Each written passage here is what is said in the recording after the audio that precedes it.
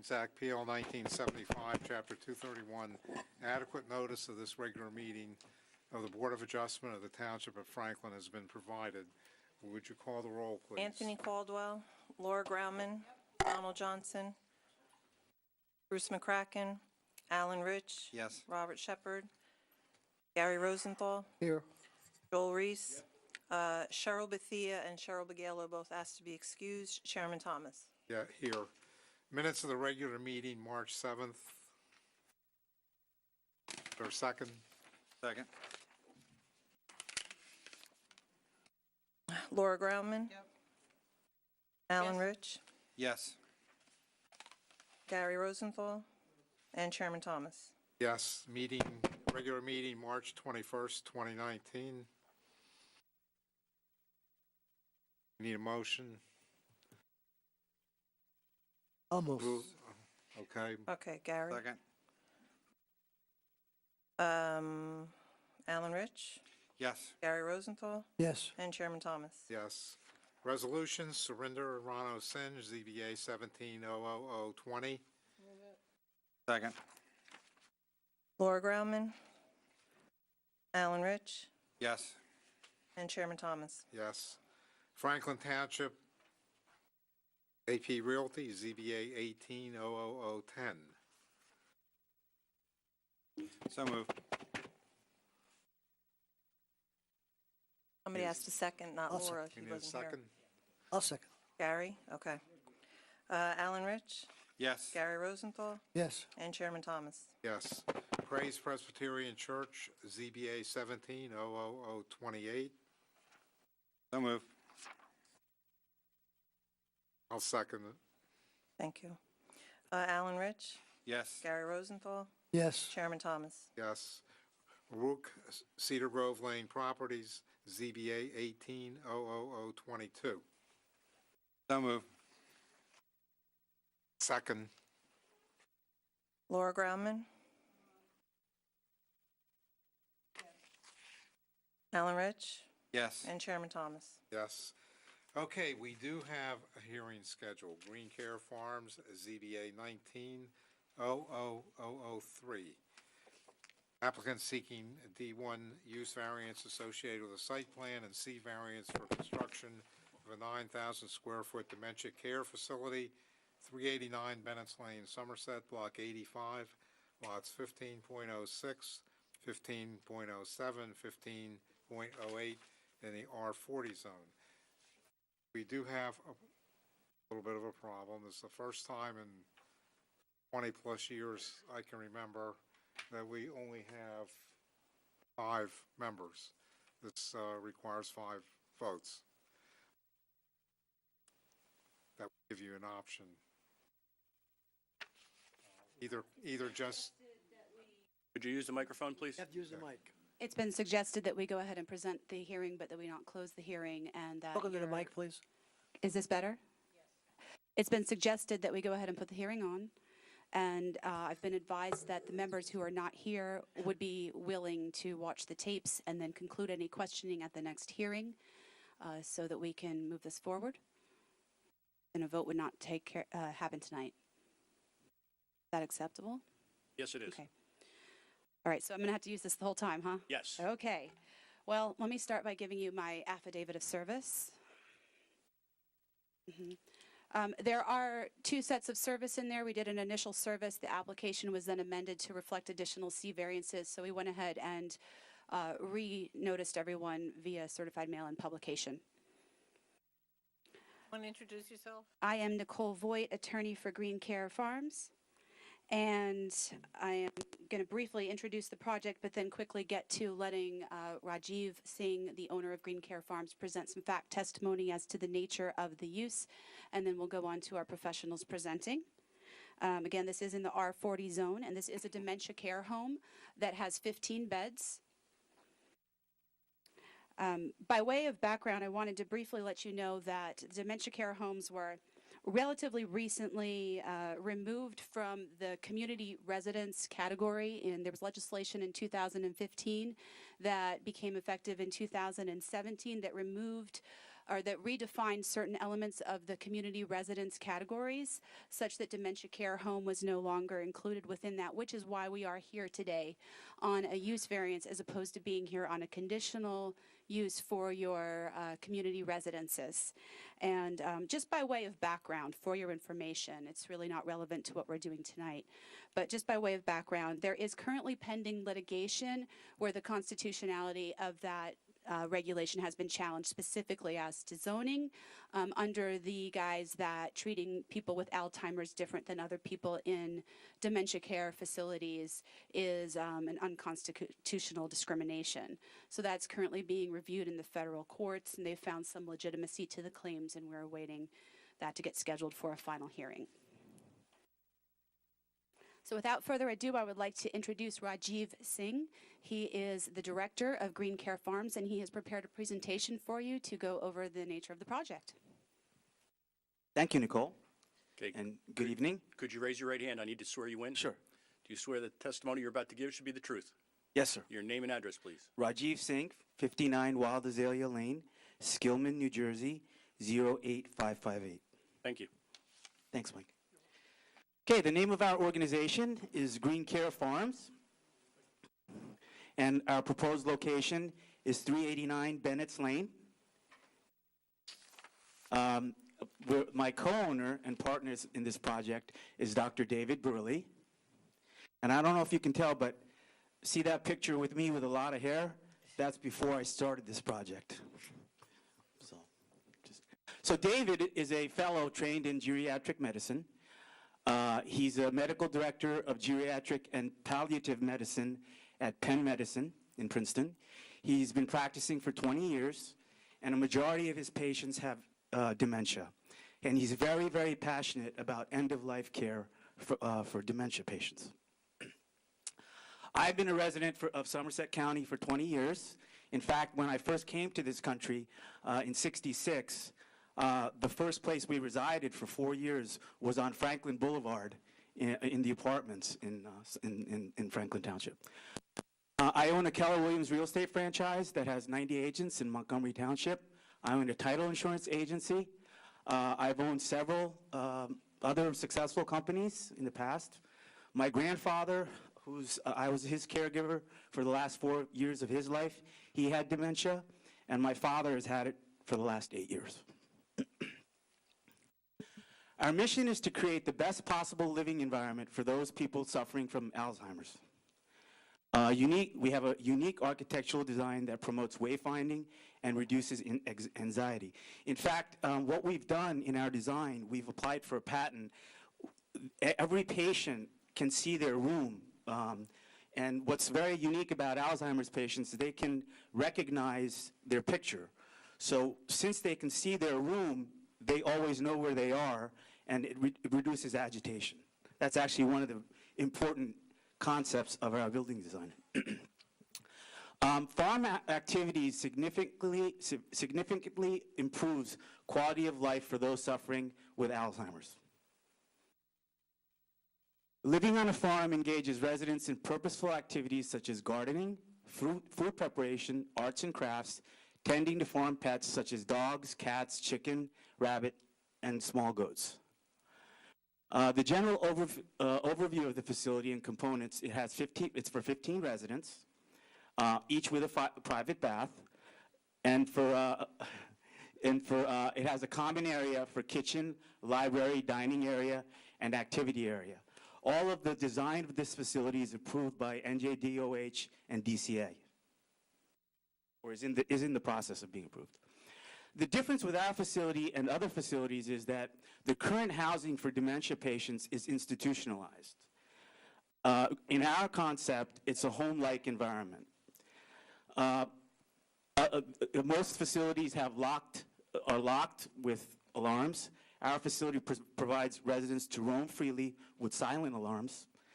They're usually very crowded. We pack them into warehouses like sardines. Our facility is only meant for 15 people.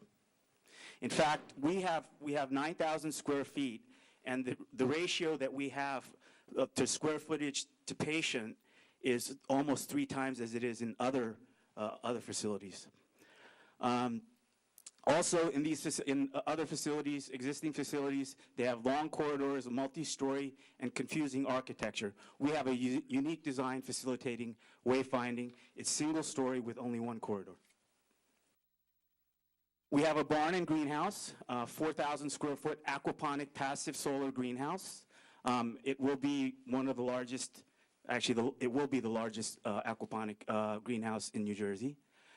And we're using also, we're going to have the first, we're using hemp for insulation as a thermal battery, which will also be the first in the state of New Jersey. Residents will be encouraged to participate in horticultural activities and caring for small animals, chickens, goats, dogs, cats, rabbits. The immediate area outside the main entrance will be fenced in as well as property, allows residents to freely leave the building to get fresh air. There will be small gardening activities within this area and access to the greenhouse. The animals on site will be a small number of chickens, a goat, rabbits, a dog, and a cat. Our operational characteristics are that there's a maximum of 15 residents. Dave actually did a lot of research on this, and he, we wanted to see what would be the right number, and what would be too small, what would be too big, and that was the number that Dave came up with. The number of our goal is to have a number of employees, 3. They all are in accordance with the prescribed guidelines by NJDOH for their experience that's required, and for the training and the and education. Sure. For a second, that be at any time or 3 in total? That would be 3 per shift. So at 24 hours a day, there needs to be 3 people. Or 2, actually, 24 hours a day, there need to be 2 people. In our model, we want to have a 1:5 patient to caregiver ratio. I'm relieved to hear that, that's all.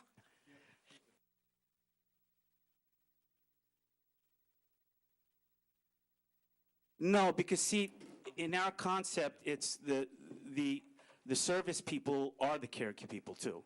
Because we also engage our residents to, we don't just sedate them and put them in wheelchairs. No, I'm talking about the people who cook meals. Yeah. And clean the place. Yeah. So see, what happens also is we have to look at the acuity of the person that has Alzheimer's. So when we initially open the facility, and let's say we're required to, if we have 1 patient or we have 15, we need to have a minimum of 2 caregivers. So if we see that we're unable to handle it, then we would have separate people to come in and cook meals and things like that. But for example, at night when everybody's asleep, whether you have 45 residents or you have 15, you still need to have 2, right? So during that time, they can do things like cook meals, light gardening, cleaning up. That's kind of how our model's going to be from an operational perspective. Now, I assume a luxury facility like this doesn't take the government benefits that patients have, right? No, there's no Medicare, Medicaid for this type of facility. From a traffic perspective, sadly, there are very few visitors, and duration is usually less than an hour. No significant delivery trucks other than farming materials once or twice per week. Security of residents. Residents will not be able to leave the property without staff unlocking the outer perimeter gate. Food preparation cooked on site by staff. Residents will assist in food preparation. Disposal of garbage and recycling once per week. Disposal of medical waste, very little medical waste, and it's removed by a contractor. All prescription drugs administered by licensed staff. All prescription drugs locked in cart and locked closet. A minimum of 2 staff on site 24 hours per day. Residents rarely leave premises. Each resident must be examined by a physician a minimum of once per year on or off site. Special medical appointments arranged by family and transportation arrangement done by family. Community benefits. A dementia care home, there are no dementia care homes in Somerset County, believe it or not. So what we do is right now, and there aren't any in Hunterdon County either. So what we do right now is we just stuff them into memory care and assisted living facilities. Dementia care homes have different caregiver requirements compared to memory care wings of assisted living facilities and nursing homes.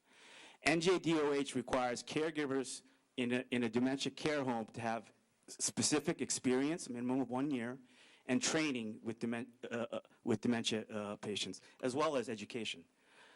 We hope to offer scholarship programs in the community for nursing, healthcare administration, and agricultural engineering students that will be the future ambassadors of our care model. And we hope to raise the standards of using green construction in a home operation. This is a drawing of what it'll look like from all the different angles, east, west, north, and south. So as you can see, it looks like a farm home. With a cupola, and this is the design. As I mentioned to you earlier, it has a very unique, how it starts out narrow on the right and it widens. That's what we've applied for a utility patent, and that's what makes it easier for the patients to always know where their room is. And this is a three-dimensional perspective of what it'll look like. And that's the entrance, and the greenhouse and the barn in the back. There's a garden. We plan on having, orchards where our residents can walk around it. This is another angle.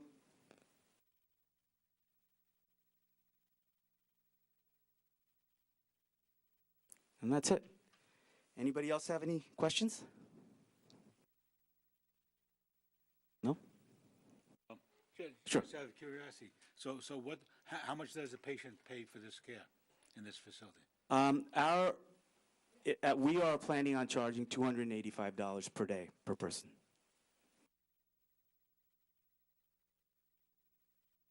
Any other questions? We'll include the public at the end of the presentation. I'll do it once. Thank you.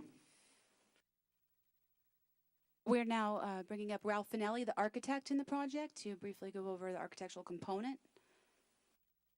Do you need me to qualify experts, or do you want him First, to just... give him a microphone. Could you raise your right hand? You swear that the testimony you're about to give should be the truth? Yes. Your name and address, please. Ralph Finelli, P.O. Box 144, Surgeonsville. Hold the mic up.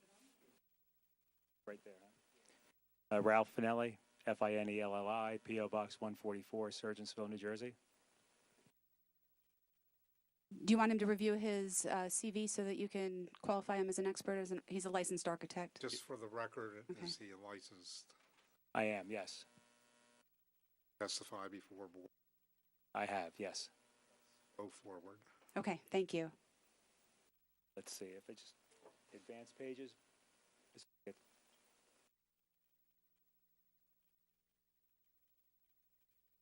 Okay, so we'll just start looking at the exterior of the building. What Raj had mentioned to you, the scale of the building, the components of the exterior architecture. The feeling from the very beginning and the presentation of the building was that these elements were going to be familiar elements, familiar traditional architectural elements. So we're not breaking any ground, cupolas, dormers, big covered entrance patio, regular windows. You better put that, Sorry. not because Yeah. we can't hear you, but it won't record Recorded. properly. Thank you.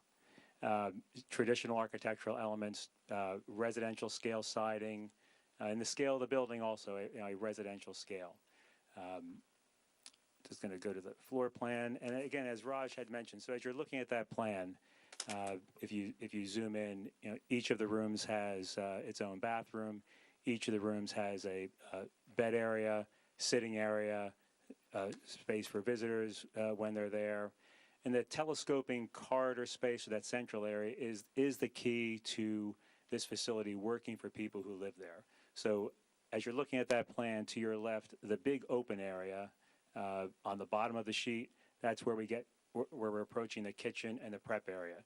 These are all intended to be interactive functions. So the residents take part in the preparation of food, they take part in the cooking of the food. And those areas are open on purpose to the common area, seating, TV watching, card playing in the center area. At the top of the sheet, you're, again, on the left-hand side of the top of the sheet is sort of the administrative areas. That's where office space would be, the employees would be, and the public entrance would be there. So as these folks are able to go through the building during the day and to go inside and outside during the day, as soon as they come back in the building, you can see just from that angled corridor that they will be able to identify their rooms, be able to identify where they're supposed to be. And Is the bathroom handicapped? yeah, bathroom is handicapped, yep, wherever that. Bathroom's handicapped? Yes, yep. So the idea is that, you know, if you walk into a building with a straight corridor, right, just the perspective, right, the wall is long wall, and because of that, the door is not exactly perpendicular to the viewing plane. So it's a little harder to identify, you know, which door is which door. So by telescoping that corridor, we're really sort of exaggerating the perspective as an example, and it's only, you know, the 7 rooms deep. So if you walk in the room, if you're in that common area, there are just 7 doors to each side, and because of that narrowing corridor, it's much more easily visible. So that's the idea, is to make, you know, I know Raj used the term wayfinding. You know, in the industry, that's just a way to explain the fact that it's dementia care. People are easily confused, and the more cues we can give them that are part of the basic architecture, the easier it is for them to live there, you know, peaceably. It's a big deal for them to not feel confused, and it's a big deal for the management to not be confused, and also for safety measures.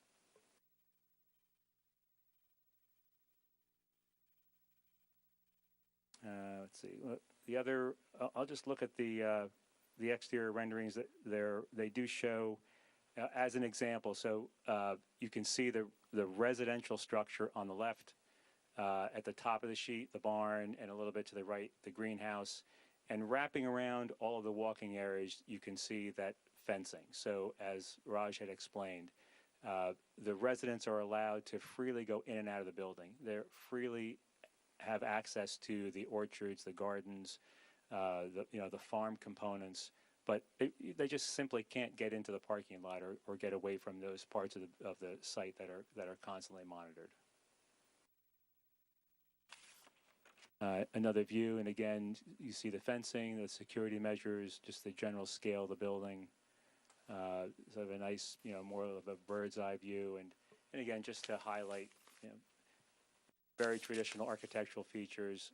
You can get an idea from that that covered porch area, that's also the main ingress egress. You know, we've got furniture layouts out there, so it's sort of an outdoor patio. Nice weather, they're allowed to be in and out and enjoy that space as well. The entire site is a little 5 acres, and closing off a portion of it by way of a locked gate so the residents have only access to a portion of the site. Do you know? Correct. In terms of size, acreage, how it would be accessible to them within that locked Sure. area? Well, let the engineer handle that exactly, because he can give you those calculations. But you would realize that all of the areas that they are allowed to and encouraged to participate in are all of those areas that have activities for them. Oh, I understand. I'm Yes. just thinking that people can be lost. Well, let's hope. I mean, that's the whole idea, you know, that we're really trying to control traffic flow and the visual cues, you know, the ingress, egress of the building, where the agricultural buildings are, the ingress, egress of those buildings. Those pathways are very common, and by design, they're repetitive, so that, you know, those cues are the same cues in the outbuildings as they are in the primary building. And also to address your point, we do have another slide we'll be showing that will give you a bird's eye view of the entire property. And the back half of this property is occupied by 2 adjacent PSE and G easements that total 350 feet wide, and this does not extend underneath those. Okay, so just another view of the complex. there we are. I think unless there are any specific questions, that's about it.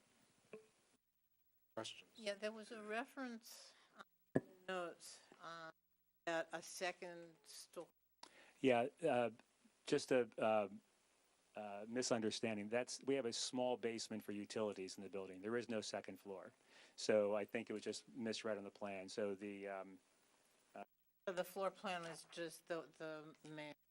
yeah, there's a small basement just under that admin area. So our utilities come in, electric service comes in, the sewer line goes out, that sort of stuff. But there is no second floor. No stairs upstairs or anything? No, sir. Going up- No second no floor. Nope. Can you just summarize again the exterior building materials? So the exterior building materials, we've got, we're showing on here, regular clapboard siding. Could be hardy, which is a cement fiber. Could be boral, which is a fly ash composition. It could be vinyl. If it's vinyl, it's going to be a high-end vinyl with, extra insulation behind. Alcoa makes a good product. Certainty makes a good product. Those sorts of things. But it will be clapboard siding. The roof, we're depicting metal. Could still be standing seam metal on the outbuildings. It will be standing seam metal. The building may be asphalt shingle. Part of what we're going back and forth on that is just the noise generated if it rains hard on a metal roof. Somehow it's a little bit disturbing. So although we like it as a design element, as a living environment, it could be a problem. So we'll keep the sort of agricultural materials more on the outbuildings and stick more residential on the residence building. And then just for the record, you did have a previous design, but apparently, I guess that was more modern. You're going with this more traditional at this Correct. point? Yes. Yep. Okay, and those are the plans that were dated last revised March 5th, 2019. The ones that we're looking at tonight? That's the last that we have on here, Yes. which reflect what you're presenting. Correct. Make that clear, because other ones, Right. all of your testimonies surrounding this now more traditional architecture. Yes, sir. Thank you. No kitchen, no kitchen facilities in any of the apartments? Not in any of the rooms, no. One large common kitchen area in the building. Yeah. Like a microwave oven or something like that? No. No. Other questions? Okay. Thank you very much. Next, we have Mike Ford, the engineer on the project.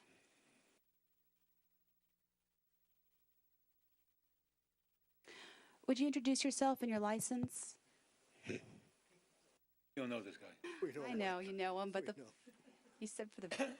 Could you raise your right Michael hand? Ford, F-O-R-D, with Van Cleef Engineering Associates. Could you raise your right hand? Yes, sir. Do you swear that the testimony you're about to give should be the truth? Yes, I do. Thank you. Okay. All right, you're still licensed in New Jersey. Yes, I am. Been here a lot of times before. A few times. Yes. Thank you very much. I appreciate it. Okay. From an engineering standpoint, you've heard about the size of the property, 5.85 acres. It's in the R40 zone. I don't think what's been mentioned yet is it actually right today encompasses 3 separate lots and a public right-of-way that was filed as part of a prior subdivision approval for this property to create 3 single-family lots, all serviced by on-site septic systems, and then a public water main connection to the existing utilities in Bennett's Lane. That prior approval would be abandoned as part of this application, and the right-of-way for the public road, which was about 700 feet long, would be vacated, and the entire property would be consolidated back into one single lot, 5.85 acres. The question regarding the area outside, we don't have an exact measurement for that, but Order of magnitude. it's about half of the property. What I can go to is Like two plus acres. correct, because it encompasses a substantial portion of the property. At the rear is open field, which would be under the power line easement, so we can't do any improvements there. And that would encompass the fenced-in area where the barn, the chicken coop, and the greenhouse. Higher area would be Correct. Yeah. higher area. Yes. And there's no way for residents. Correct. Perhaps I can go to Exhibit This is an existing condition. The entire property is outlined in yellow. You can see at the right-hand side of the page is Bennett's Lane. There's a single-family house directly in front of the property. And essentially, once the right-of-way is vacated and the 3 lots are consolidated, it would be a flag lot, if you will. What's being proposed, and you can see the existing disturbance of the area as it being in agricultural use. The next slide is the proposed condition. What I'm highlighting now is the rear of the property, which we were just discussing, which would all be fenced in. Basically, the fence goes from the rear corners of the building out around this entire rear portion of the property. And it would secure the residents from being able to exit and get out into the parking lot.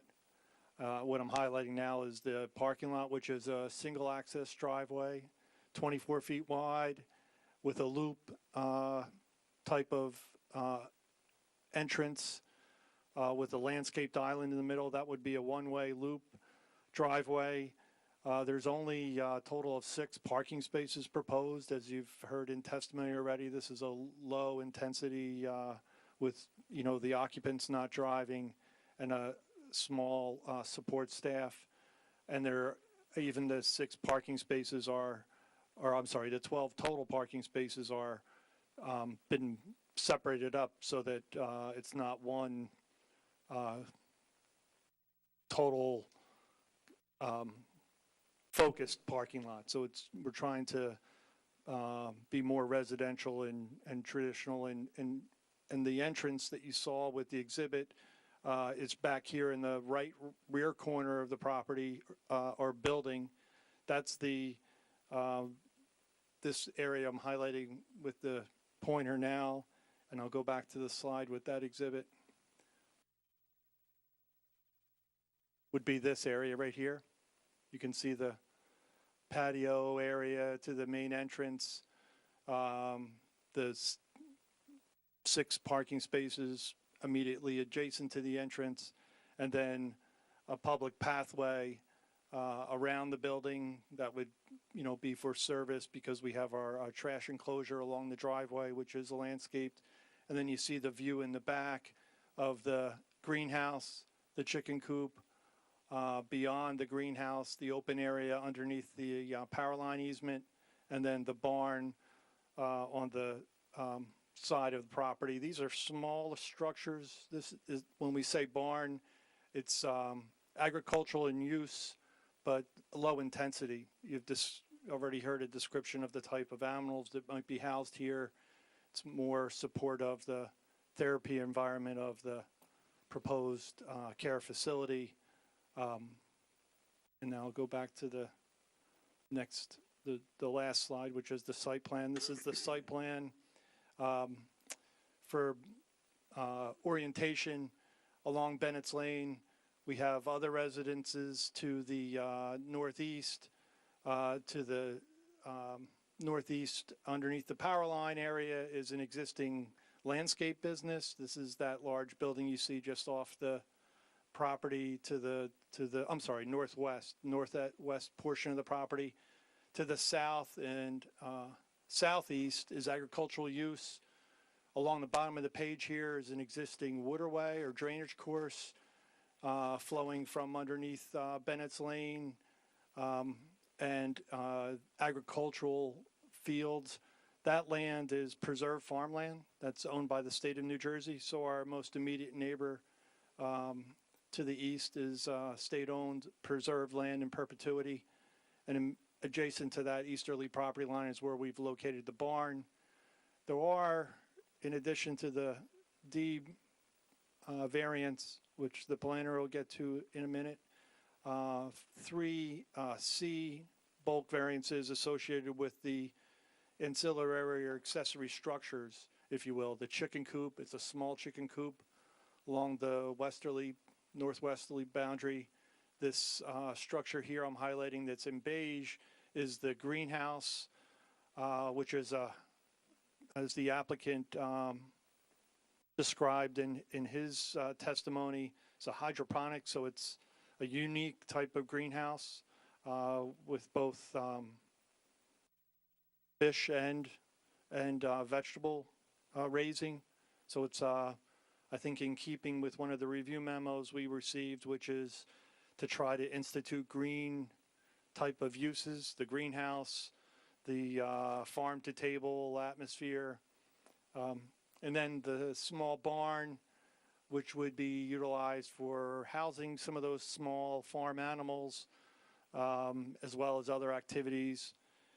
From a site engineering standpoint, which is the exciting part, is stormwater management along our easterly boundary. We proposed bioretention infiltration type basin. We've actually implemented a couple of areas of pervious pavement to enhance water quality. And we've made application to all the typical agencies you hear as part of any site plan application. That is the Delaware and Raritan Canal Commission, the Somerset County Planning Board, and the Somerset Union Soil Conservation District. All those applications are pending. We also, as part of our planning and design, performed on-site soil testing for not only the stormwater management facility, but an on-site septic system. This would have an on-site septic system and be connected to public water. Right now, public water is directly in front of our most immediate neighbor to the north. We would extend the water main down to our driveway and then into the property. There was a suggestion, and this is where I'll segue into some of the review memorandums we received. There was a review memorandum from the Public Works Department that suggested a loop system, which would require another 700 feet of water main down Bennett's Lane. We are asking for relief not to do that. We don't feel that that's necessary for this type of project, and with the small volume of water, it's really less than a 10,000 square foot building. We feel that the water service as we've proposed would be adequate. And then with regards to the other review memorandums we've received. Go ahead. And looping would be a hardship? That's correct. Right. We've received April 9th, 2019 review memorandum from CME Associates. There are a number of pages. There are really no items other than testimony that I've described already. We would agree to comply with each and every item in that report. What I'd like to point out for the board, and this would be for clarification, is that under paragraph F5, 6, and 7, the engineer's report points to the township's ordinance regarding stream corridors. As I described, there is a water course about 250 feet to the east of the property. There's a flood hazard area associated with that, which does not encroach onto the property. But beyond that, there would be a potential stream corridor that would encroach onto the property slightly. But in the development of these plans and meeting with other staff members at the township, it was pointed out to us that the ordinance also includes with it in that stream corridor, if it's previously disturbed, it's not applicable. So What comments were that? What numbers? that was F5. It's on page 5 of 10. F5, 6, and 7. I think all linked to each other, Mr. Healy, and that would be non-applicable in this case. The township's stream preservation ordinance would not apply because the site was previously disturbed. Right. Okay. So, and I think you also see in the review memorandums that we received that April 9th review memorandum, while it includes 10 pages, you'll see that there's a number of the items that were already satisfied. So we actually, between our last hearing date and today, endeavored to already address many of those items, including also the items in Mr. Healy's report, and that's March 26, 2019. We would agree to comply with the township's tree preservation ordinance. That's under item 5 on the page 4 of Mr. Healy's report. And then There was a suggestion that we provide a 3D rendering under item 7, and you saw earlier this evening, there's a number of 3D renderings that have been provided. And then the other comment regarding building mounted light detail will, certainly comply with that to Mr. Healy's satisfaction, and I believe there are no other outstanding items in that review memorandum.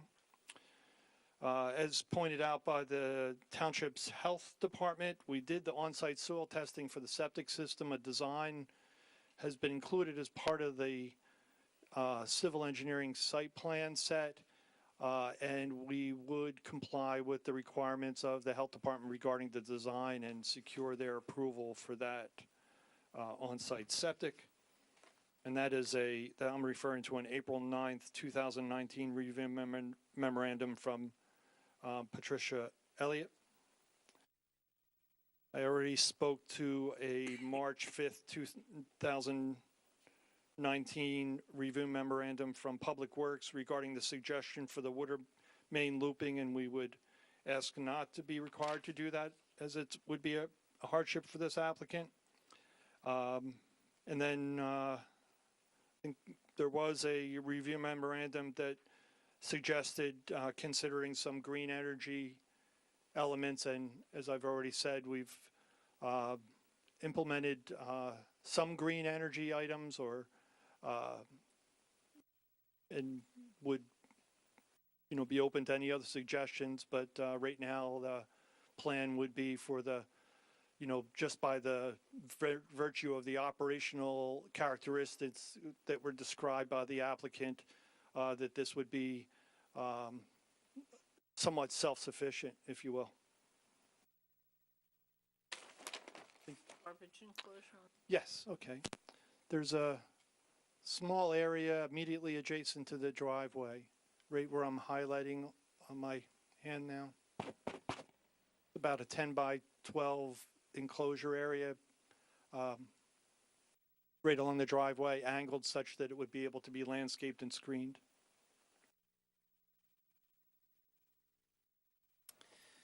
So the residents, if I understand it right, the line around there, they have access to most of the property then, don't they? Yeah, it's yes, it's the rear portion, and I can go to maybe an exhibit that better highlights that open area.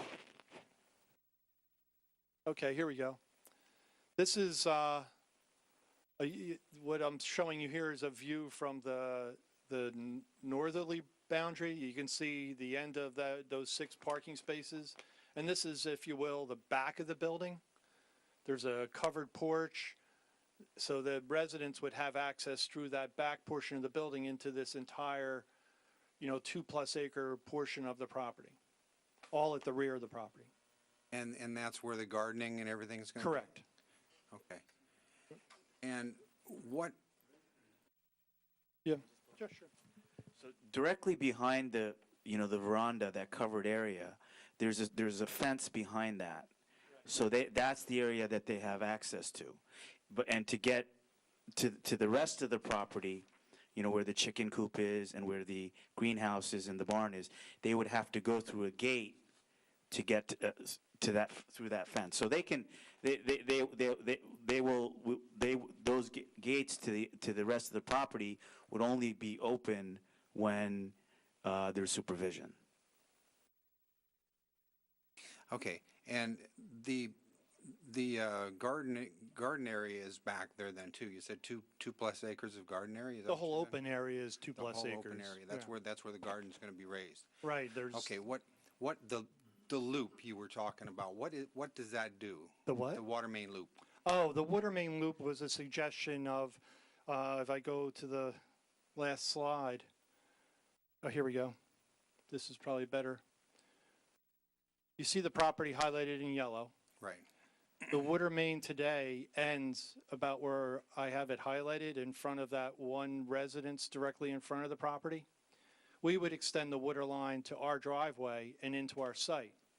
That's where the water line, the public water line, would end. Right. To loop it, that is like to extend it to another water main where the other water main ends in Bennett's Lane, would be it would be necessary to extend it about another 750 feet. So why Does are that- they saying that's necessary? It's more redundancy. If there was a break in the water line, then you have another second source of water. Because if you have a garden back there, you are going to irrigate it too, I'm guessing. So Yes. there will be more than average use. Right, right. Okay. But it's not, there's not room for expansion there in that 700 feet that you'd be extending the water line. Some of that you said was state-owned property. And Yeah, as so far it's- as other property, yeah, there's state-owned property. We'd have to cross a culvert, a bridge which would be a costly endeavor to directional drill a water main under that. Okay, so you may, if you had to do this, you'd be extending it to connect the loop, but there wouldn't be any potential users that would be hooking up to it. Correct, Okay. right. If it's not there, no one's losing anything. Correct. Any other questions? I should have asked this question before. Has the sales contract been executed and signed? Because I see here that the contract is supposed to be signed on May 3rd. Yeah, actually, it was signed last year. Oh, last year? Yeah. Oh, the in 2018. 2018. I'm sorry. Okay, I'm sorry. Any other questions?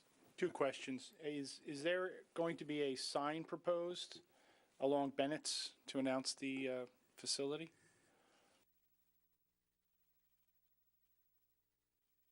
Right. Okay. I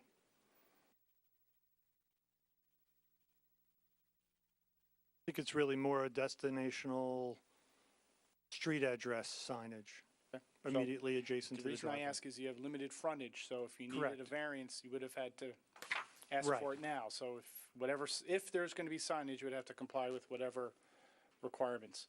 And the other question, what measures are there in place to keep residents from possibly accessing the stormwater basin? The stormwater basin is fenced. There's actually a fence around that because there's a retaining wall around the basin. So that would be enclosed even in its own fence. And that fence is how tall?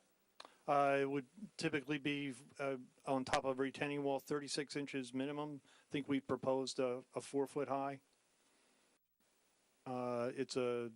Right now the detail we're suggesting would be a split rail fence with the wire mesh on it. So it, looks more rustic and farm-like, but also secures, keeping anybody from being able to climb through it or under it or over it. Is the wire mesh on the outside?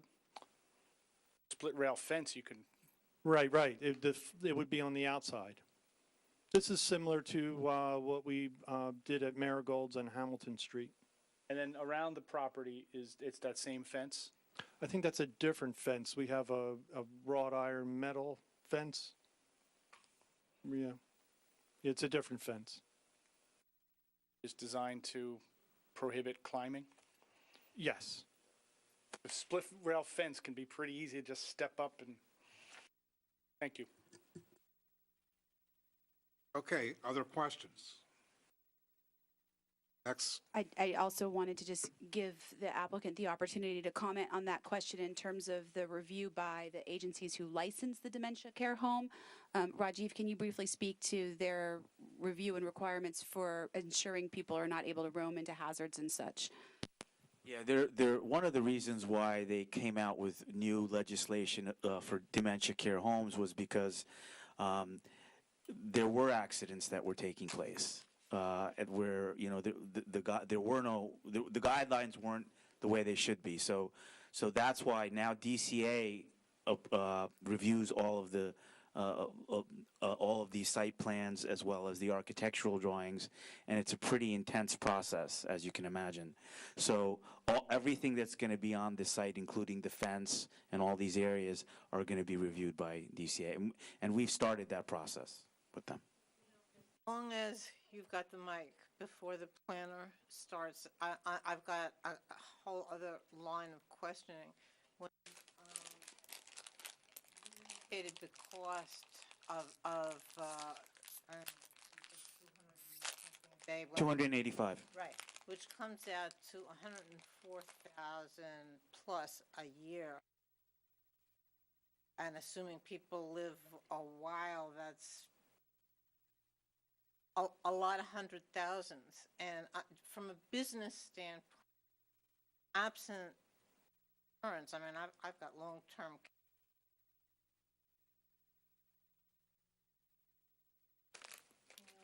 Where are you gonna get, have you got customers, residents?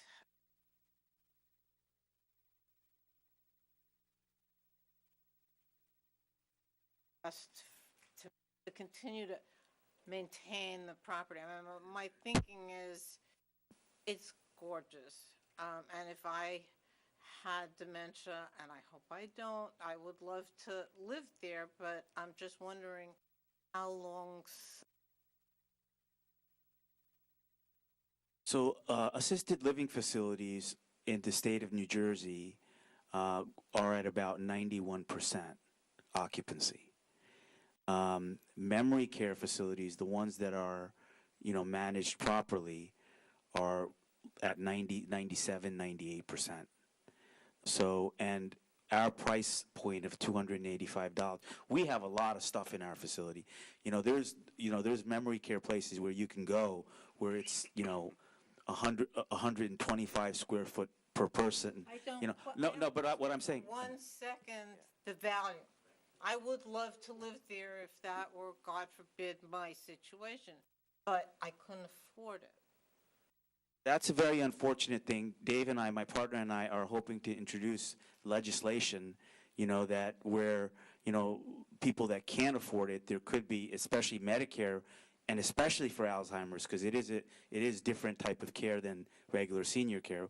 That is something we're planning on doing. But, unfortunately, there are places that charge as much as $400, $500 per day. So we're nowhere near the high side. 285 is actually, yeah. Question that. Yes, but a lot of those places also have Medicaid. I mean, some kind of insurance. No dementia care facility, none of them are accept Medicaid or Medicare. So, do you know, as part of your business plan, that you have paying residents? I think it is an absolutely. I'd love to share that with you. That's a really good question, and I actually have a very a business plan that I'd be happy to share with you. But Rajiv, if I can just kind of cut to the point here, you've done your homework on this in terms of it actually being a sustainable business model where you'll have adequate clients. The idea being that if you didn't have people who could afford to live here, you're not going to make money and the place won't be maintained. So you have done your homework and determined that you will have adequate people to fill this facility at your going rate without requiring Medicare or Medicaid. Yeah, absolutely. There's no dementia care right now in the whole Somerset County. Not an answer to my question. The question is, I know that, I mean, I'll take you at your word. And are you going to be able to have 15 dementia residents that are going to be able to pay $4,000 a year on an ongoing basis so that you'll be able to continue to maintain and operate this beautiful? Oh, absolutely, we will. And as I said, the facilities that are charging a lot more, they're at 90, across the state, the 40 existing dementia care, they're over 95%, and they're charging more than we're charging. So over 95%, you mean occupied? Yeah. Doesn't this Stein facility on the Mott have dementia care? I'm not sure, but that's not licensed as a dementia care home. That there's a difference. That's got a memory wing. Yeah, they have a memory wing.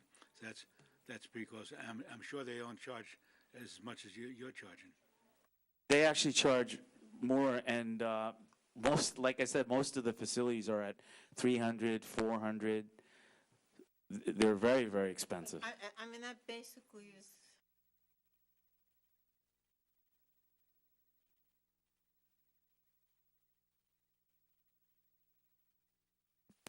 Well, we're doing it for profit, so. Rajiv, I want to make sure that I heard you correctly as to a few points. So if you could just confirm that I heard you correctly, that there are currently other active dementia care facilities, correct? Correct. And they do not take Medicare or Medicaid, correct? Correct, correct. And you're telling me their occupancy rate is currently Definitely over 90%. definitely over 90%. And then those facilities you said charge, or at least many of them that are successfully operating charge, similar or more than what you charge? Correct. Okay, thank you. Any other questions?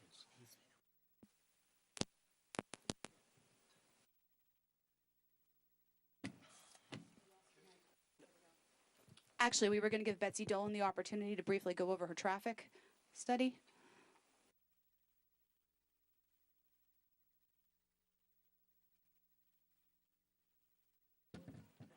Do you swear that the testimony you're about to give should be the truth? Yes, I do. Your name and address, please. Elizabeth Dolan, Dolan.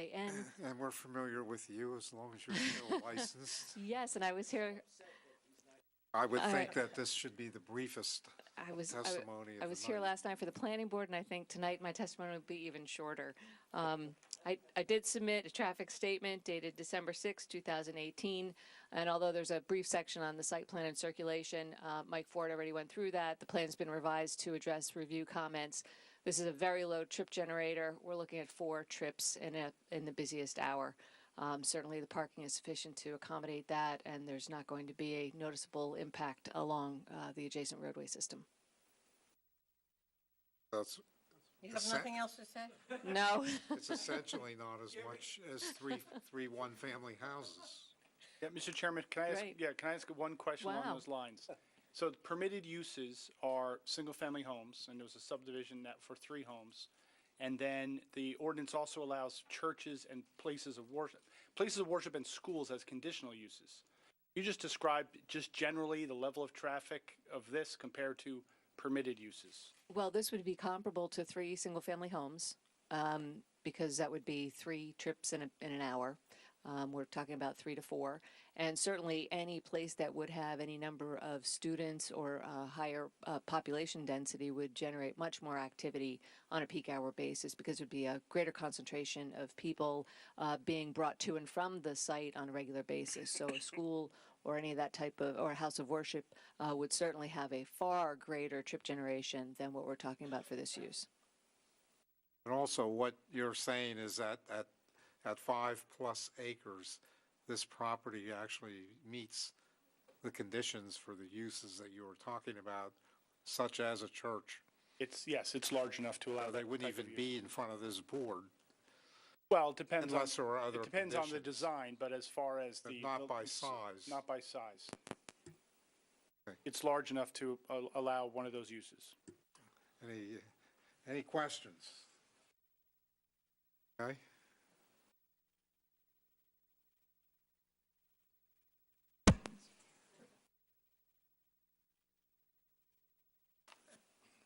Do you swear that the testimony you're about to give should be the truth? I do. Your name and address, please. First name is James, last name Kyle, Kyle. It's Kyle McManus Associates, P.O. Box 236 in Hopewell, New Jersey.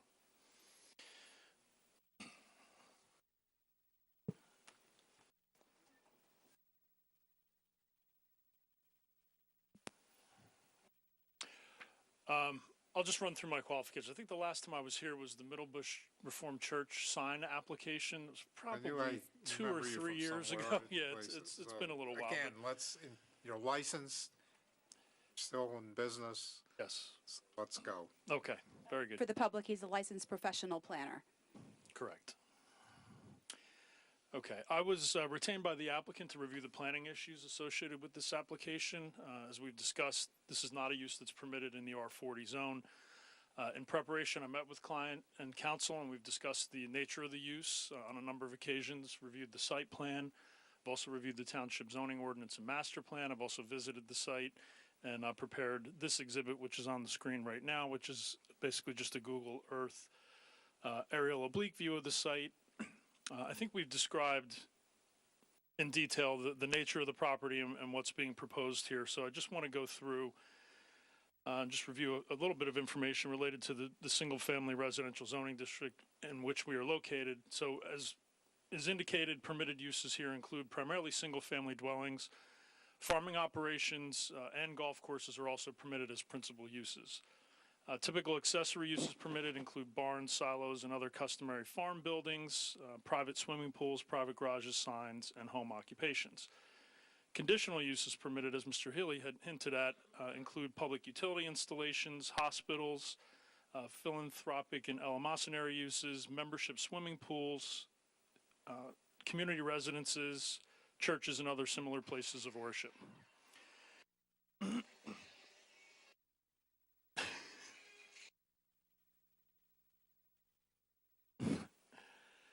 So as we're not listed as a principal permitted use or a conditional use, so we don't, as Nicole had indicated in her opening, we don't meet the definition of a community residence. This specific use was taken out of that realm with that recent legislation, so we are required to get a D1 use variance for this. As Mike had indicated, there are also a few bulk variances that are required related to the structure. Since we're going to house animals in some of these structures, there's an increased setback requirement, so we don't meet those requirements. So 40 feet is required for the greenhouse. We have 25.5. That's to the southern property line. No, southern. Hold on, I'm getting mixed up here because this is not. I want to make sure I get this right.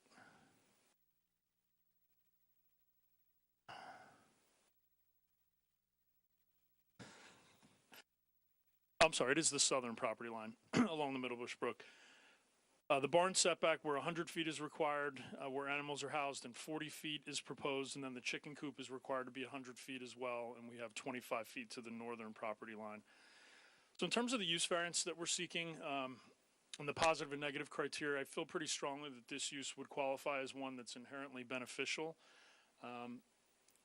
While it's not specifically included in the definition that was added to the municipal land use law in 2009, group home was one of those things which the legislature specifically identified as an inherently beneficial use.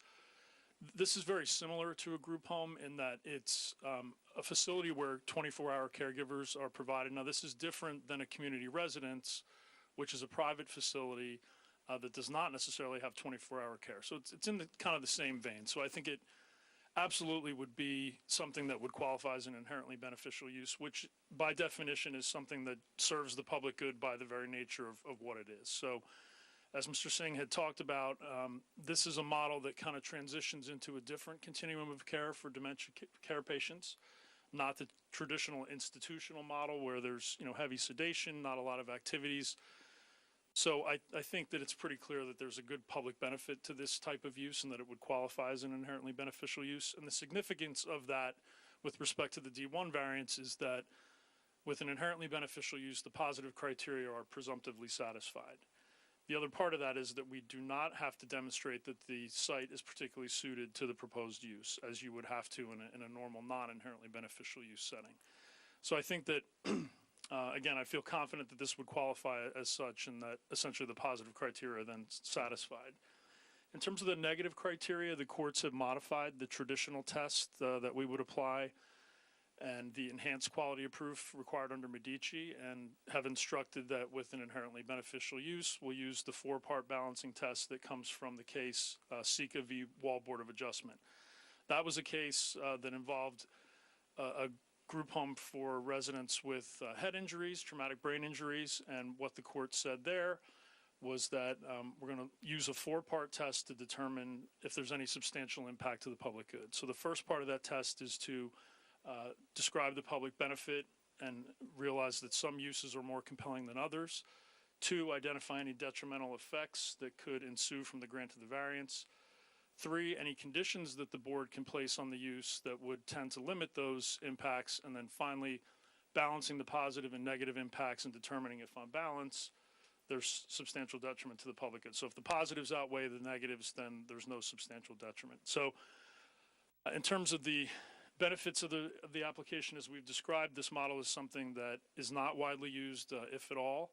Here in the States, there are certain facilities that operate on this model, but it represents really a departure from traditional care. It keeps residents more engaged. It's a more familiar environment by way of the design, so it breeds familiarity and decreases the possibility of agitation. So it limits confusion and creates an environment that's a home-like environment, and that's really why these facilities are better suited to residential areas as opposed to commercial areas and institutional areas. This is a kind of a group home care setting, and we want it to be in a residential environment because that's part of what really helps residents in these situations. So it's a quiet place where they can engage in activity, receive care that they need. So I think that it's pretty clear that there's a pretty strong public benefit to a use such as this with respect to the first part of the balancing test.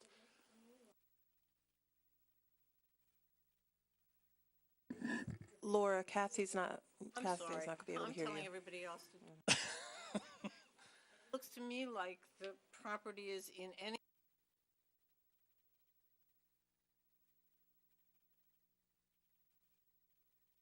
Because it's got an agricultural. You're stealing my thunder because I was just about to go into that part where I said, if for some reason you didn't feel that this use was inherently beneficial, I still think that we can meet the positive criteria and that the site is particularly suited to the use.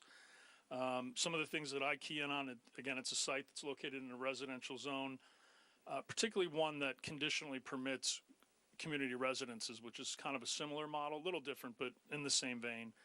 We have a site that's of sufficient area that can support the uses that are here, so not just the building, but also the agricultural portion. It leaves a pretty sizable portion of the property that's available for the farm and agricultural uses and the animals, which is really a key part of this, a key part of this model in terms of how patients receive care. We have sufficient separation also from the adjacent residential uses. So as Mike had hinted at, off to the south, this is all land that is permanently preserved. It's owned by the state. The Middle Bush Brook runs through here. Really the only two adjacent residential uses that we have are up along Bennett's Lane. And those two residences, the structure itself is about 180 some odd feet from those residences, and we're proposing to put some additional landscaping in there to buffer those uses. So the other thing that I keyed in on here too is if you look at the overall view, you can pretty clearly see that off to our north is an active commercial farm, and the building forms that we have there and with the barns and other outbuildings is very similar to what we're proposing with the structure that will be the residence here. So we're kind of keying in on some of those agricultural elements, and we're largely consistent with what you see on the ground in the area. So I think for those reasons, the site is suitable. And then in terms of any purposes of zoning promoted, obviously purpose A, to promote the public health, safety, and welfare is the critical one here. This facility is designed to do exactly that, provide an alternative to institutional care for dementia patients to their benefit. So I think that overall we could meet the positive criteria even if you didn't think this was an inherently beneficial use. So just quickly back to the SECA balancing test on the inherently beneficial use side. Any potential detriments here, obviously, as Betsy had testified to, this is a very low traffic generator akin to the 3 residential lots that were previously approved for this site. So we don't expect there to be a significant increase in traffic as a result of operating this facility here. The number of employees per shift is low. Visitation, unfortunately, is not that high, so we're not going to have a lot of people coming and going from the site to visit residents of the facility. Not a significant number of deliveries either, so we don't expect many trucks to be coming down Bennett's Lane to have to visit this facility, save maybe 1 or 2 a week. So not a significant increase in commercial traffic to the site based on the use either.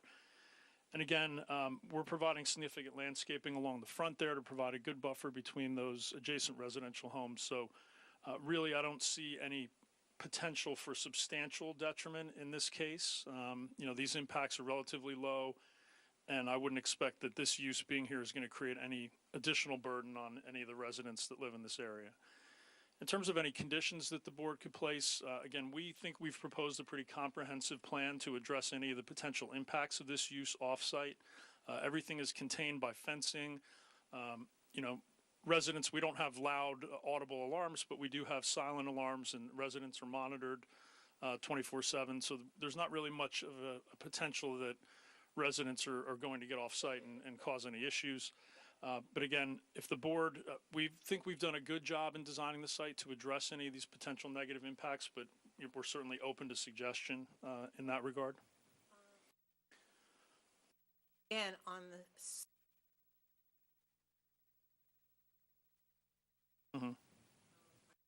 probably people are, what would the conditions we would, that if this residential home, that subsequent use that have to come before this.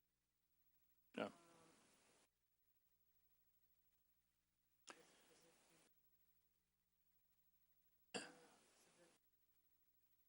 No, I understand the concern. So if this use is not there any longer, we're building a facility of a type that's different than what's permitted in the zone. So we want to make sure that anything that happens here in the future, if this use is not there, is something that's acceptable. So for example, I don't expect that dementia care getting in their cars and driving around. On the other hand, other kinds of residential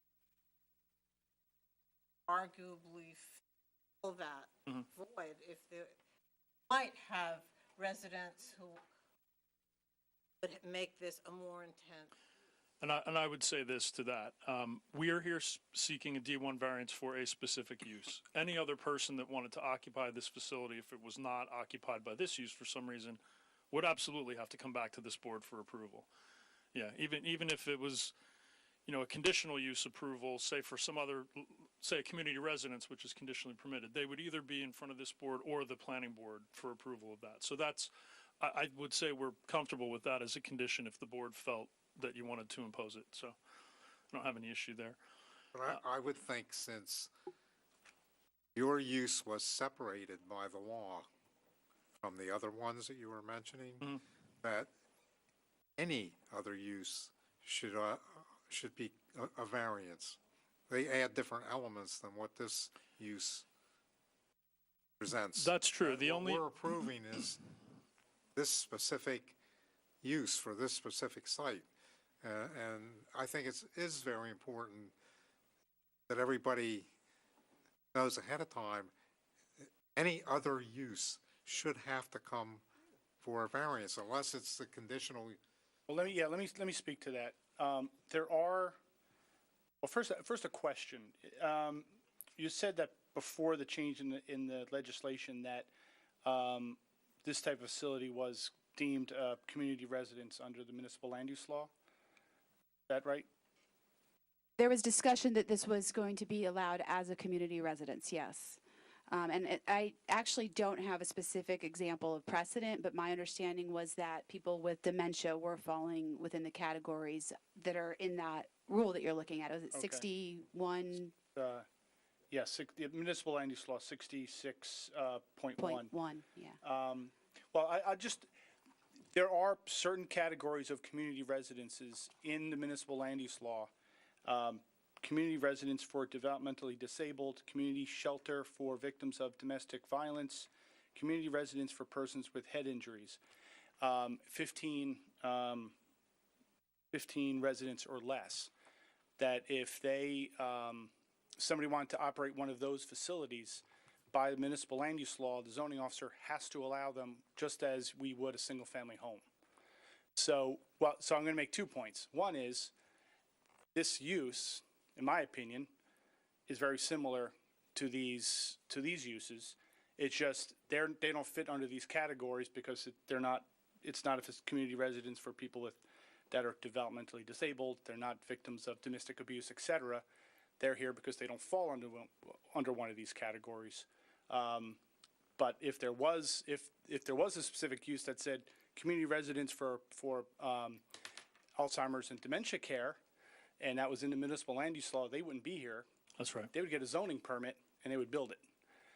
So I explained that to say that if for some reason this wasn't to succeed and they wanted to convert it to a community residence for the developmentally disabled, I could not compel them to come back to the board. So I would have to approve that. I think if you're, looking for wording of a condition, I think it would say unless specifically exempted by the municipal land use law.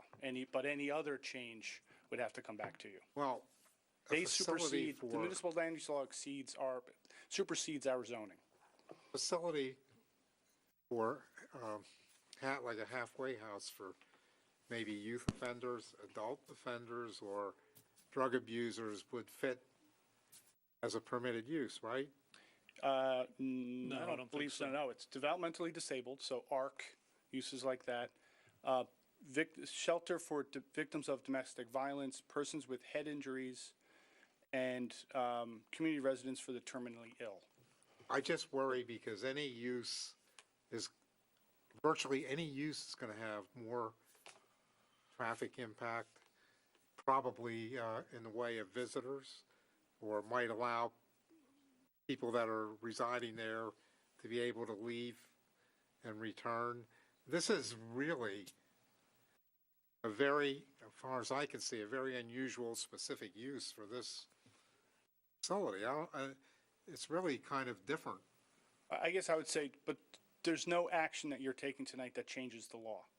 I mean, that is. But okay, let's assume that a facility for developmentally disabled, this would fit beautifully for that, but now they're getting visitors and so on. I would imagine then that they would have to come in and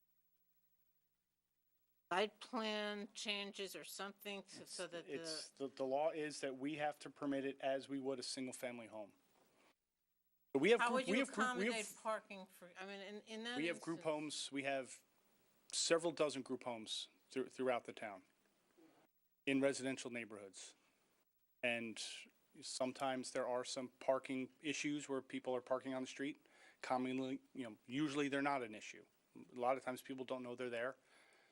Sometimes there are some that create some problems. But again, if somebody wants to come in and develop, convert a house to one of these community residences, we have no choice but to permit it.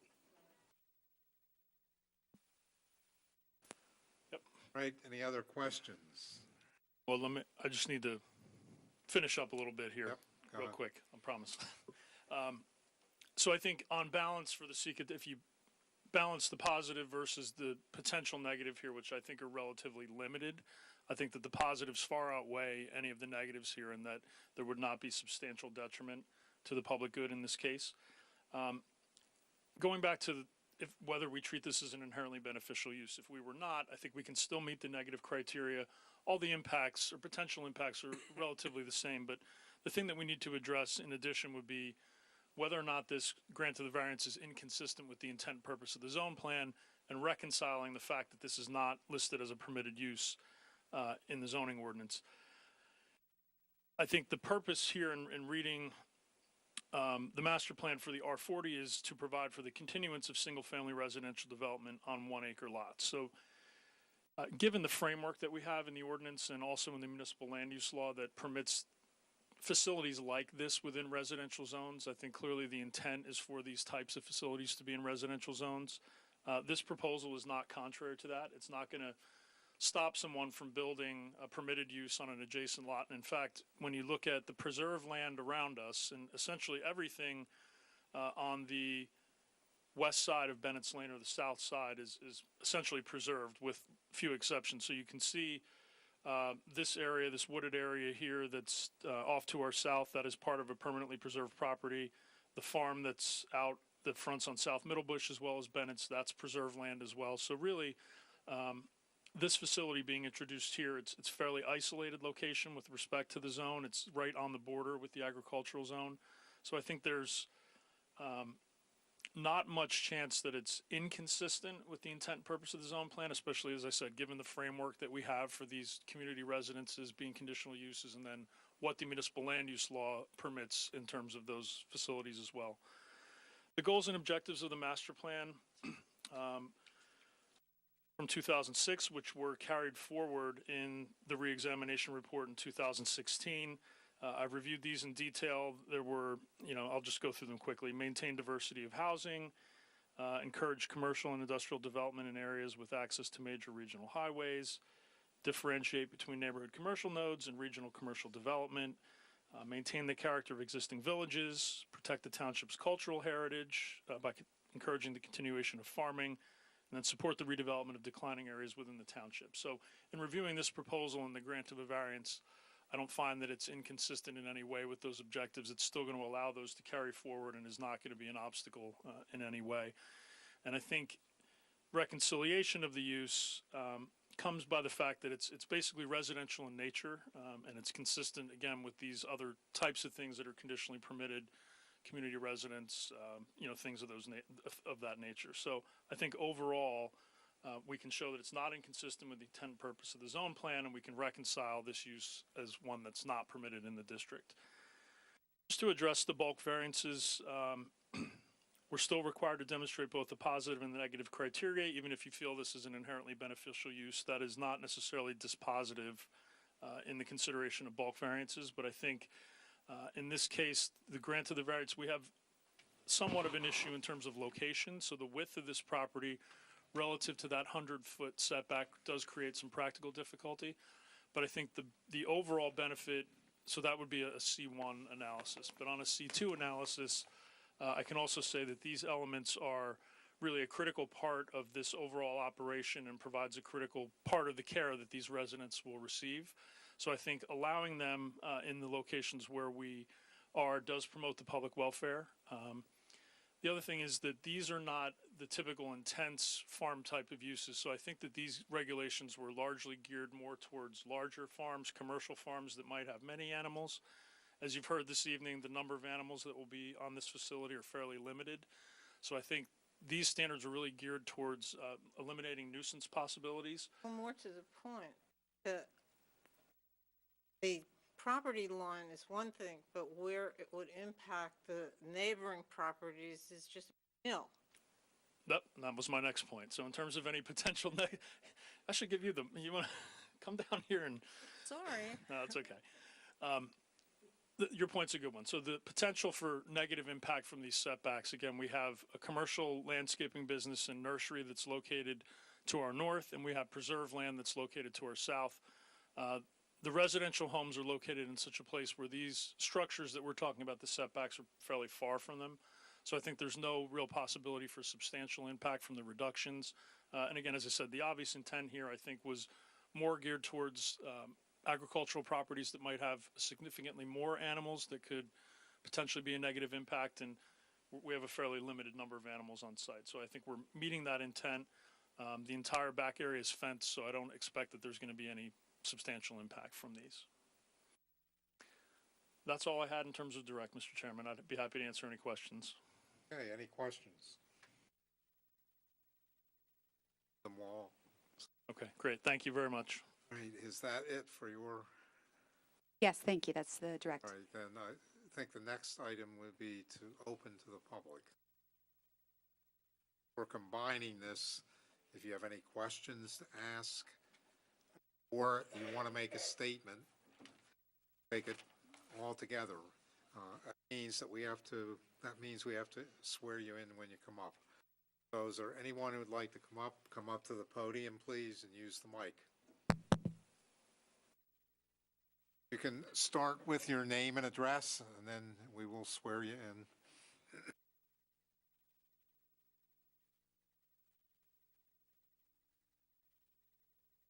Good evening.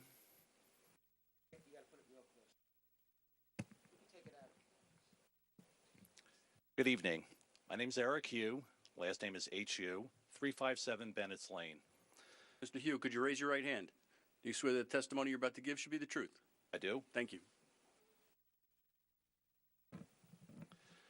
I heard the testimony tonight, And as I mentioned, I'm a resident of Bennett's Lane, probably outside of 200 feet of the intended facility, but not much more, 357 Bennett's Lane. I have concerns over this. I heard the testimony, and my three main points I'll go over in a second. My first point that comes to mind is the infrastructure.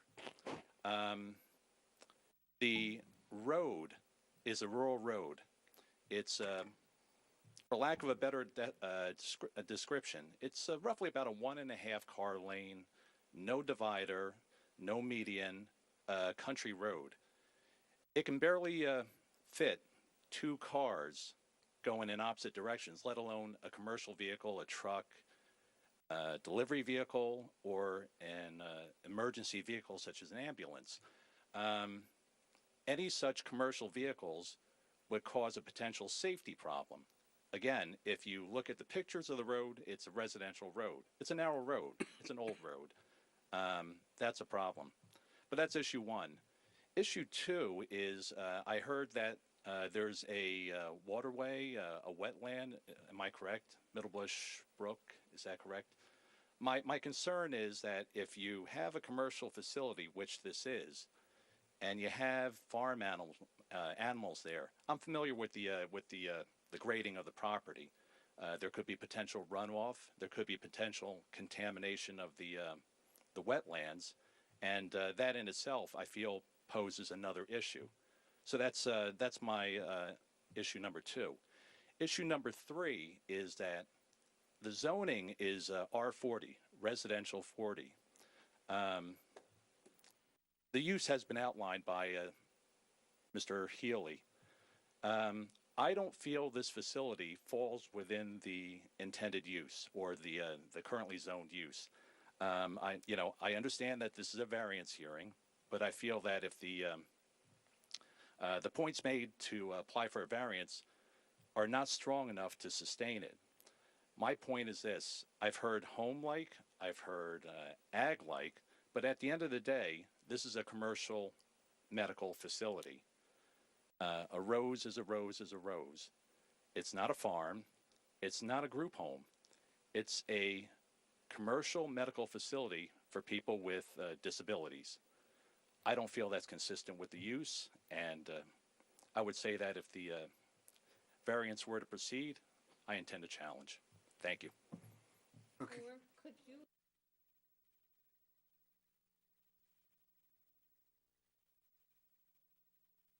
What he's referring to is the stream corridor, I believe, not the, there's no wetlands? Well, yeah, first, the wetlands, we've described the prior approval for the 3 residential lots. That included a NJDEP freshwater wetland letter of interpretation indicating there are no wetlands or wetland buffers on the entirety of the 5.83 acres. And we've filed with DEP to renew that verification that there are no wetlands on the property. So there are no wetlands or wetland buffers that will be impacted by the project. The stream corridor with regards to the township ordinance we've discussed earlier, Mr. Healy pointed out that it doesn't apply in a case like this where you have land that's already disturbed. And then from a stormwater runoff standpoint, the entire property runs toward the south. That is toward that preserved NJDP-owned property to our south. And we've located the detention basin on that southerly boundary line. We're taking a substantial area of disturbed land now, albeit by agriculture, turning it back into a vegetated area, lawn, other fields associated with the agriculture use for this proposal, and then mitigating for our additional impervious coverage, albeit only about 10% over the entire property, with a stormwater management basin that's been designed in accordance with the state and township standards. So it reduces the runoff. The bioretention system promotes infiltration and also addresses water quality. Oh, the specific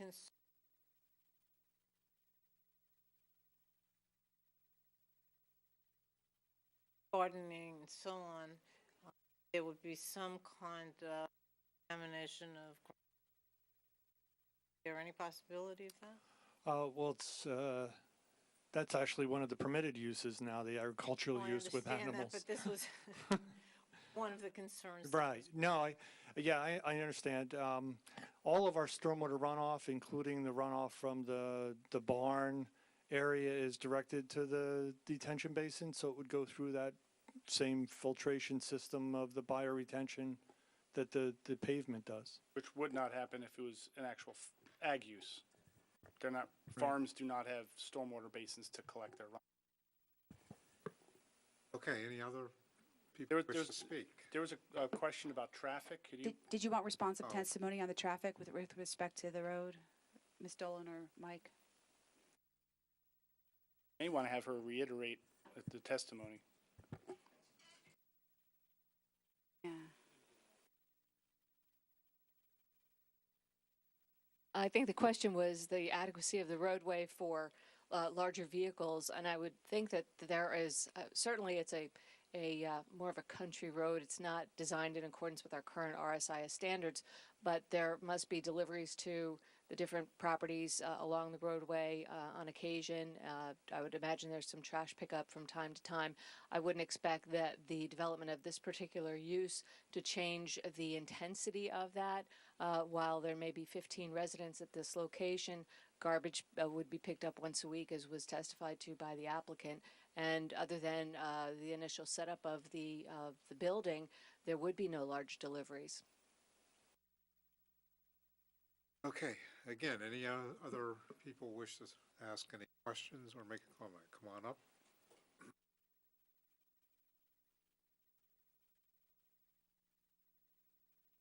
Evening. Mary Napodi, 361 Bennett's Lane. Could you raise your right hand? Do you swear the testimony you're about to give should be the truth? I do. Thank you. I think you're underestimating the amount of traffic this is going to generate.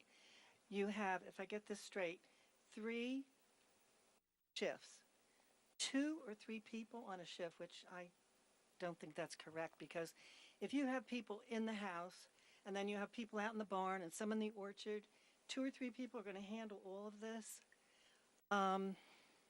Even though they're fenced in, don't they need a little more care than just let them go? I don't understand. So I think you have 8 parking spaces. I think you're really planning for more people to be on the shifts than 2 or 3 people. For 15 people, that doesn't seem like enough to handle 15. With this large area that you're allowing them to walk around, even though they're fenced in, they need a little more care than that. You are going to have trucks coming in. You're going to have food delivery. You're also going to have preparers for the food. Do you mean these counselors, besides going around checking all these people, they're also going to prepare the food?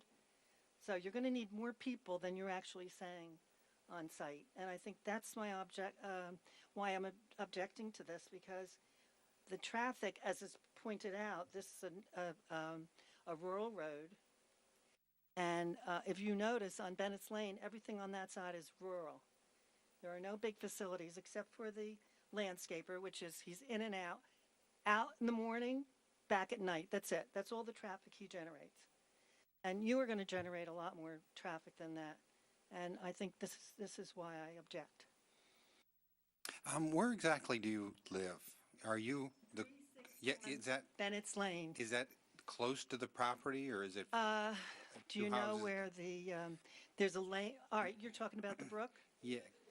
The opposite side of the brook Can we put that back is up? is a road. It's a lane. Mary's Lane, it's called. And you're Mary, right? Yes. Okay. It's not my lane. Okay. It's called Mary's Lane for many years, so it's not mine. Yeah. No, I said, no, you can't be speaking out. Okay. So it's just, I'd say east of your property. After the brook, there's a lane, and I live at the end of that lane. Oh, so you're on the other side of the brook? Other side of the brook. Oh, okay. Yes. Okay. All right. Okay, very good. Thank you. Any others wish to speak?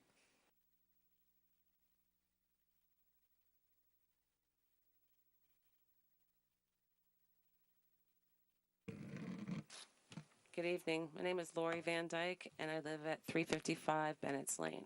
Could you spell your last name, please? Bandyke. Thank you. Do you swear the testimony you're about to give should be the truth? Yes. Thank you. Mine's a little bit more heartfelt. Excuse me, I do have a cold. My father, too, has died from dementia. My mother has dementia. I think it's a wonderful concept on paper. I don't agree with it being in a residential area. I honestly don't. Nor do many of my neighbors. I went around, walked door to door with a petition. And I don't know how many petition people I need to have sign this for you guys to listen that this is a residential road. It's a country road. It's a farming road. Let me just, the zoning board is not by law allowed to accept petitions. People Okay. actually have to come in to testify so that they can be questioned. So this meeting is not going to. That's why I came tonight, because we didn't know any of this. Because this meeting will not conclude tonight. There will be another hearing. So Okay. if the people that signed that petition want to come in, they can testify, but the board cannot accept by law that petition. That sounds good. Then I'll have to round them all up and bring them in. With dementia, I can't tell you how many times I had to call 911 for my father. If he falls on the ground, he got lost in the backyard, and the backyard wasn't too big, but he slipped and fell under a bush. Thank God I had Life Alert, and it has a GPS on it.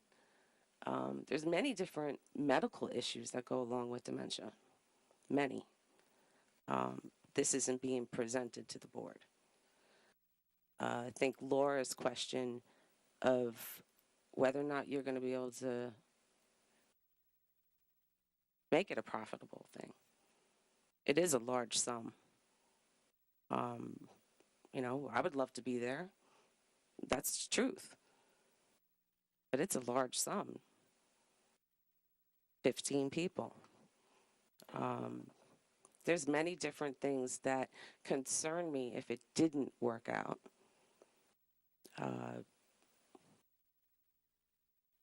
See, I'm not 100% on what the laws are. I'm not. But are we changing the zone so that they can build this? No. What we're doing, this is a variance application. They're looking for an exception To the rule. essentially to the rules or the requirements. Okay. Have to meet certain Criteria. criteria in order to demonstrate that they should be entitled. As a practical matter, if they're able to put those proofs in, Right. have to, I understand. if we believe that the proofs have been established, Right. don't have all that I gotcha. question. I understand. But what if it didn't work out? Now this facility is built. Then what can happen? That's one of my questions. Well, that was what was, I think that's what Ms. stressed.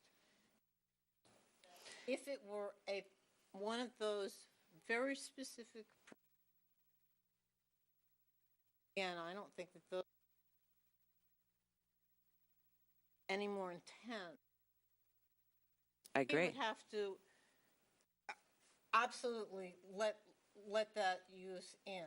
But if that use were in your house, they would have to let that, if you came in, that I wanted, your house would be just as, would have to accept that use one way or another. So in terms of that, you should, I don't think that this, any other kind of, they would have to come before the. Okay, and when will the next meeting be? That date will be announced at the end of the meeting tonight. Okay. Hasn't been determined yet. So my biggest concern is the fact that also you have 3 shifts changing. I think about the wintertime. I don't think these dementia people are going to go outside to feed the chickens in the winter. You know, so now you have more staff coming in to assist with other things. I think it's a great concept on paper. And that's where my thought ends. Okay, thank you. Lori, where do you live then?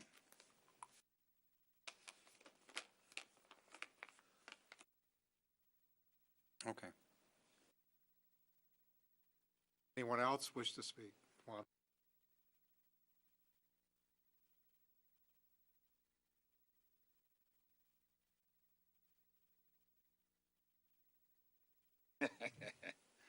Robert Huskus, 170 South Middlebush Road. Could you spell your last name, please?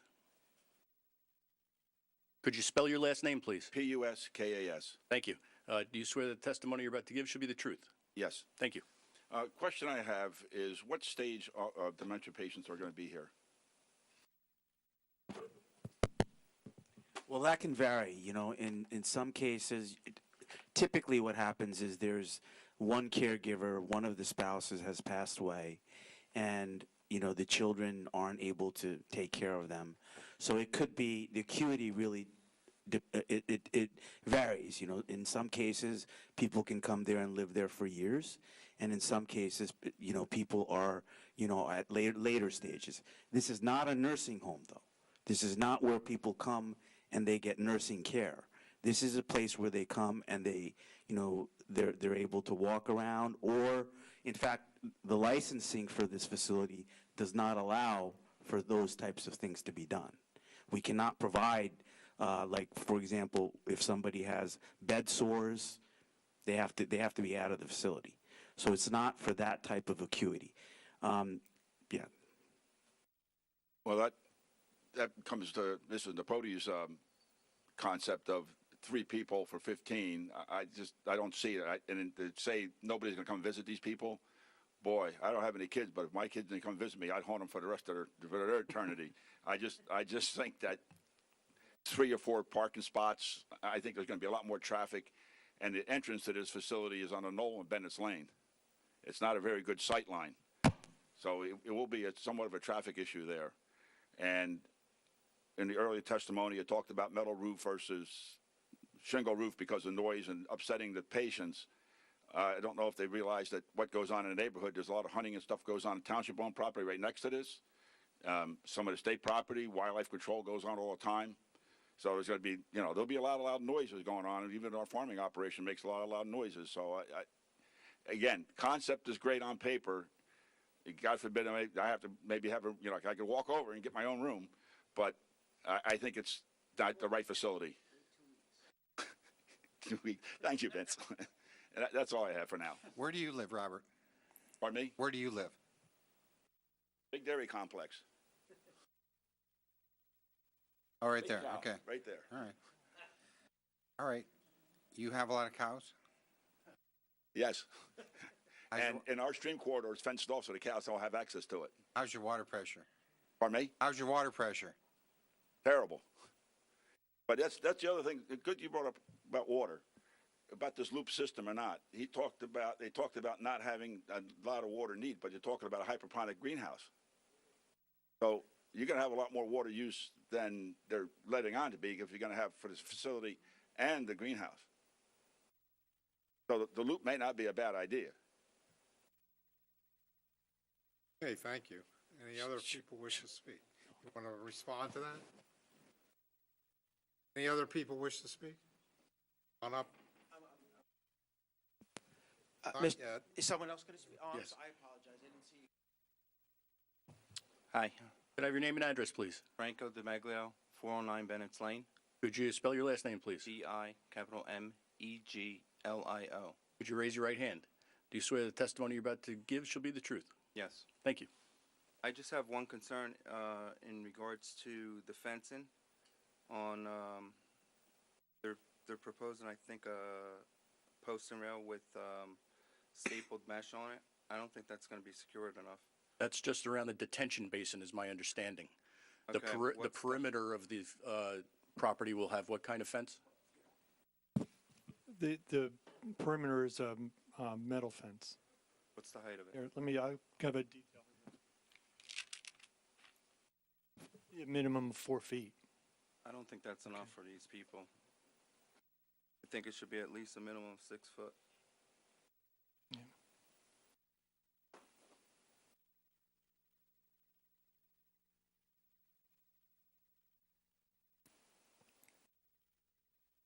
We have portions of it that would be a 6-foot-high stockade fence. That's around the Dumpsters. sides. There's also that's around the trash enclosure as well.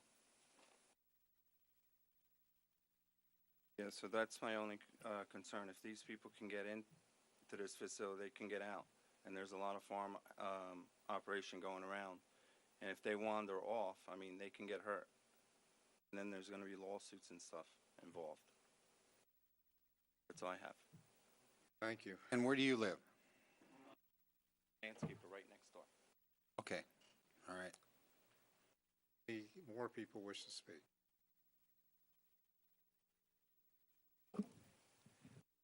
Mr. Chairman, Vince Dominic, I'm the Economic Development Director. Could I swear you in? Didn't you swear me in the beginning of the year? My memory is going, so I don't remember. I'll stand just in case you didn't. You swear the testimony you're about to give should be the truth? I do. Thank you. Mr. Chairman, first I'd like to thank the applicant. We've been working together for well over a year, or maybe almost 2 years since he first came up with the concept, and he's gone over a bunch of different properties, and we've worked with Mark and staff to try to find the perfect piece of property in the township for this type of use. And I'm speaking as the Economic Development Director tonight because when you have this type of uses, that's the first in New Jersey, the first type in the country for this type of use, it's actually spectacular for us to be able to point that out for this type of memory care facility. I also want to speak very briefly on the water looping issue. The reason why the water department wants to loop every water main, it's water quality. It has, in this case, it has nothing to do with the amount of water or the pressure or anything. It increases the water quality when it's looped, so there's not a dead end. It's already a dead end. If this was, say, a 15 or even a 4-unit, 10-unit subdivision, and it was looped, into the cost of all those different facilities, we'd be here and we'd be saying, yes, it should be looped. This is for a very low impact, basically almost a single family type of use. So while the water department has to make that recommendation, because that's what they do, I would say, it would be my recommendation that you do waive that request because it has to do with water quality. It's already a dead end. They're extending it to the extent where they have to get it to their property to serve their property. In regard to the amount of water pressure or anything else, honestly, that's their issue. It's the water pressure is not going to increase because it's looped, nor is the amount of water they're going to get because it's looped. It only has to do with the water quality, which is a townwide issue, which no matter where you do it, the water department would be making that recommendation. I think you can hear from what did Betsy testify for 30 seconds and another 30 seconds. Normally on these type of uses, the number one impact is the traffic. And for the amount of testimony that you heard, she testified that it's basically equal to about the 3-lot subdivision, which you've already approved. In regard, and I understand all the comments and the issues that the neighbors had, but you have to take the testimony that's been put forward from an operation who's spending millions of dollars to develop a property and has a business plan, which I've seen, that shows the amount of people that he needs, the services that it's also required by the state. There are other type of, not specifically this type because this is different, the type of use, but the amount of people that you need per people there. And I've seen the business model. We visited other places like this. We understand.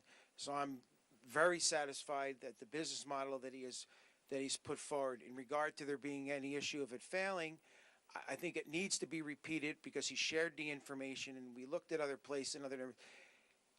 He is not at the high end of this type of use for, I know Laura, it's a great concern. Is it going to fail? Well, anything can fail, but he's not anywhere near the high end for this type of facility.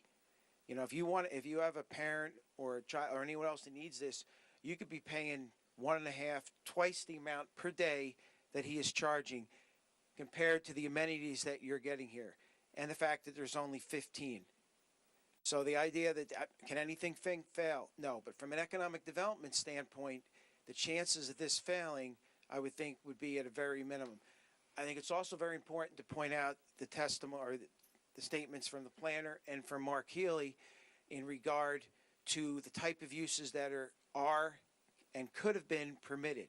This exact type of use, absent because it's dementia care for things that are extremely similar and could be permitted and would have been permitted at any other residential property, and residential properties that are much smaller and a greater.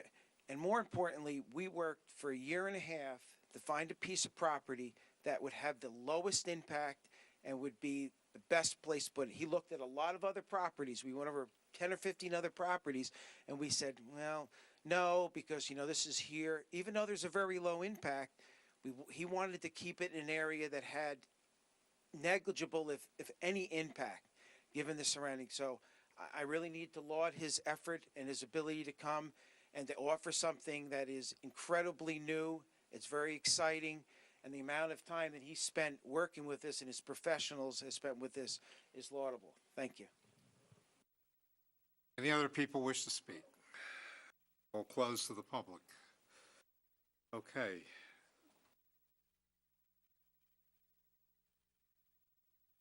Are you ready Yes, for? you're not for gonna- board- Are yeah. you ready for board comments? Well, we're not going to conclude this tonight. We're going to carry it because we don't have enough board members present. So when we do pick a new date, it may benefit you to bring your professionals back because the board members who are not here tonight may have questions for them. I just want to put on record my comments. Joel, you have to speak into the mic. Okay, the comments I have, I started out at the beginning of the hearings, and I agree with the neighbors that I can't fathom running a facility like this with 3 employees, with the farm animals, and with having to feed 15 people. I mean, and clean up after them and cook for them. I don't. You can give me any kind of business plan on paper. I used to be a business. I used to run $1 million business, multi-million-dollar business, and plans are plans, but it's not actual. It doesn't actually happen like that. So you can tell me any story you want. I don't believe it. Okay, that you can't run the facility with 15 patients, feed them, take care of the farm animals, and clean up the place, clean the toilets, with 3 people. Doesn't make sense to me. Any other comments before we? I would just with respect to that, I would just suggest between now and maybe the next meeting, just think about, okay, if it was 3, well, what if it was 6? Does it really change? Does it change anything? And I'll just leave that for you to think about prior to the decision. Well, but then we have to change the testimony. It's a big difference if you double the number of employees. Okay. We're not being told the true thing. I guarantee you, after this place opens, if we go visit, there's going to be more than 3 employees there.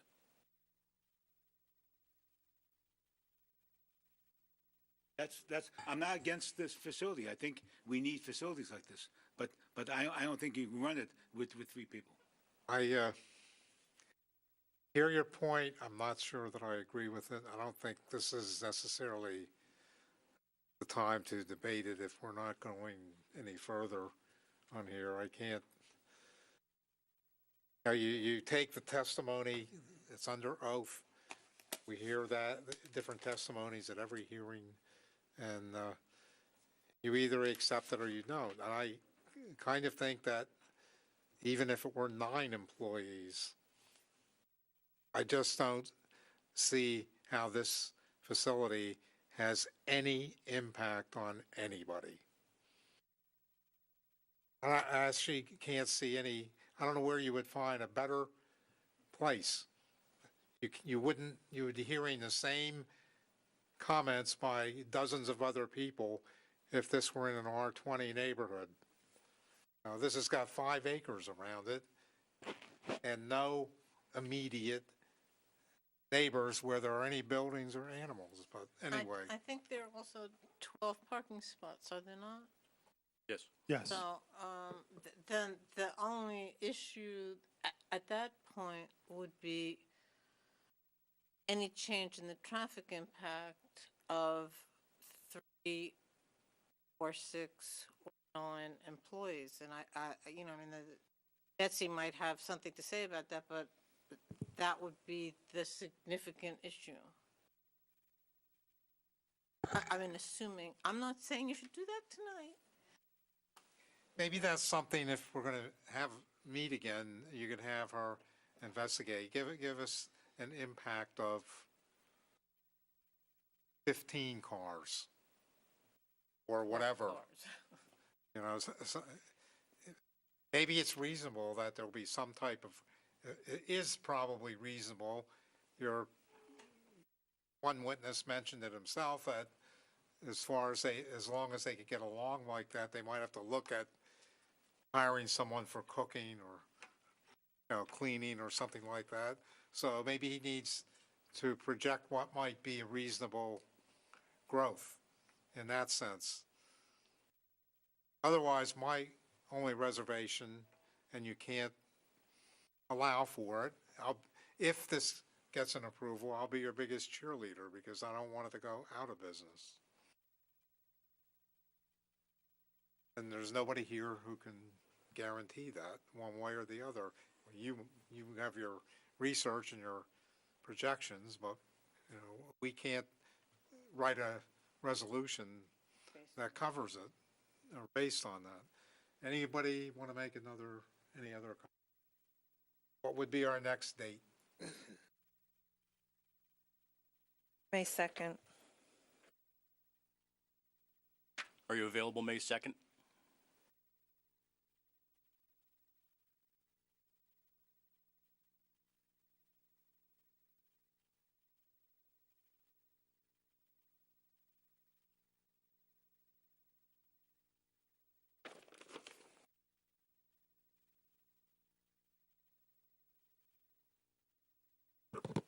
I have another hearing in another town that's already continued to that date, so I'd have another.